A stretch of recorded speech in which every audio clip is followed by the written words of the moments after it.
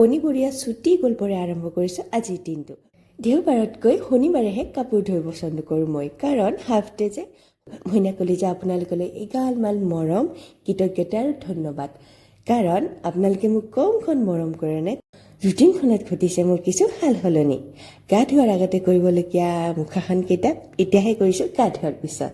টিফিনৰ জামেলা নাই আজি, কেঁচা মালৰ ভঁৰালো শূন্য, কোনোমতেহে ৰাতিপুৱাৰ সাজ। কাপোৰ ইস্ত্ৰি কৰা কামটো বেয়া পাওঁ সাংঘাতিক। বছ বঢ়িয়া, সোনকালে আহিবলৈ পাম বুলি উৰণীয়া মন। পিছে ভবা কথা সিদ্ধি যদি নহয় তেতিয়া সোনকালে ক্লাছকেইটাই কৰিম বুলি ওলাইছিলোঁহে। পিছে ভাতৰ নিমন্ত্ৰণ দুটা যেন ৰাস্তাতে মানিক পোৱাদি পালোঁ। মোৰ গাঁৱৰ বা এজনীৰ ঘৰত এসাঁজ আৰু মোৰ বৌৰ খুৰাৰ ঘৰত এসাঁজ, দুপৰীয়াতে দুসাঁজ। প্ৰভু, পেটে নাগাৰ নবজালাই হয় আৰু।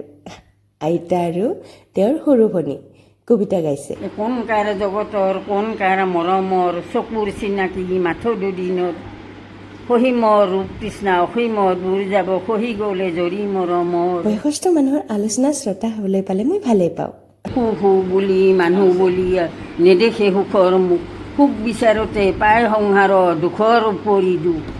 ৰাতিলৈ পিছে ৰুমলৈ আহিলে মোৰ পাৰ্টনাৰ্ছ ইন ক্ৰাইম আহিয়ে সুধিছে, অ' পিপি পেপেনো ক'ত?